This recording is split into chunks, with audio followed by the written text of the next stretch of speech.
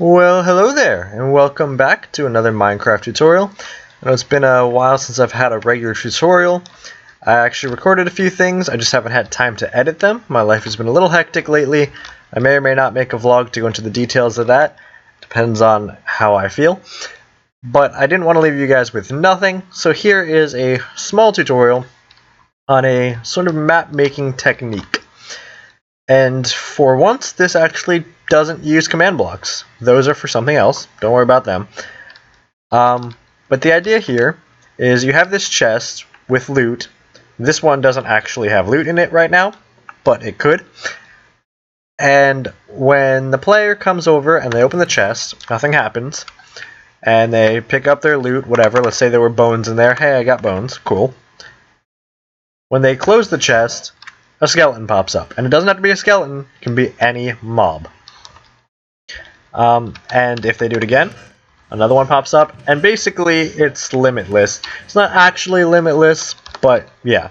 If you want it to be limitless, you'd need to use command blocks for that. But for no command blocks, it can produce up to 9 times 64 mobs. So, you know, pretty much limitless. I'm just going to kill these guys off.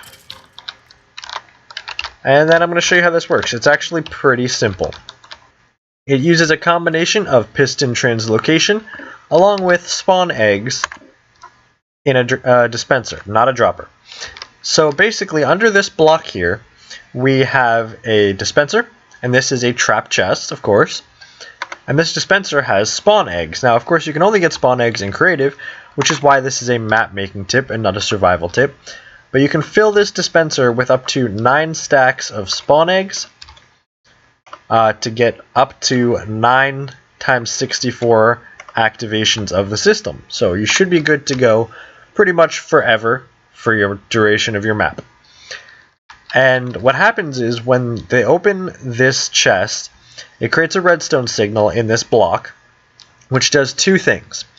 First, it dispenses a mob, like a skeleton. Let's see if I can show you that here. See? Well, you can't really see it, but the second thing is that it also drops this piston down. It extends the piston. Now, what happens is the mob gets dispensed, the piston comes down, and then when they close the chest, the piston retracts.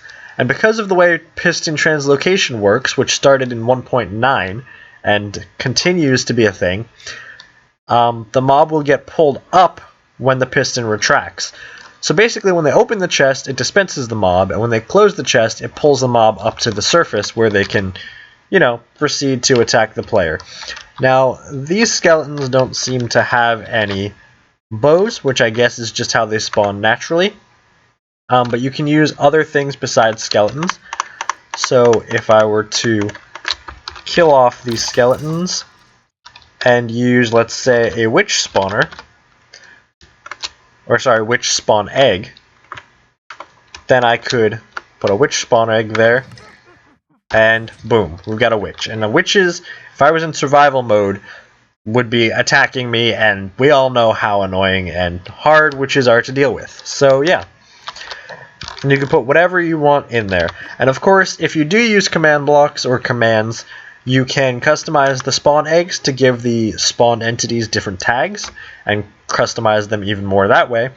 But you don't need command blocks. You just need spawn eggs to have vanilla mobs pop up like this whenever they go for the loot. And because they are not dispensed until the player opens the chest, that actually means they're not going to despawn. And if it's a skeleton or something, you don't need these here. Now normally sunlight would go through the pistons. Let's just kill off type witch seagulls. Do?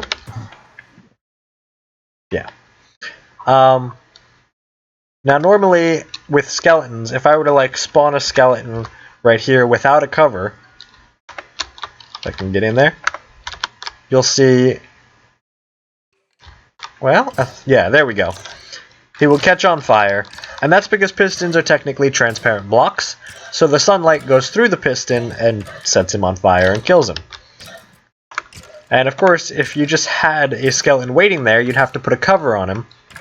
And also you'd have to make sure he didn't despawn and all this other stuff that you don't want to deal with if you're not using command blocks. But by having this dispenser dispense them, there is no skeleton there until the player opens the chest, so you don't have to worry about him dying or despawning. Which means I can open this, and yes, he'll be on fire, but he'll still be alive long enough to attack me. And he's not going to despawn. So yeah, so that's a cool technique, and obviously these pistons over here on these sides don't do anything. They're just for decoration and for symmetry. You can blend this pattern in a little better however you want. You could even raise this chest up by 1 block. As long as you don't have a block above the piston that actually pulls the mob up, you'll be fine. Yeah, so that's about it. Now, can you actually make these other sides work?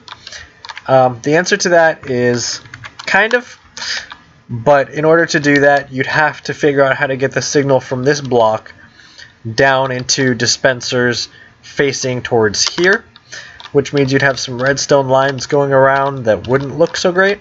So for example, you might do something like this. Not like that. You might do something like this, right? And then, but even that's not going to work because it's only going to output a signal strength of 1.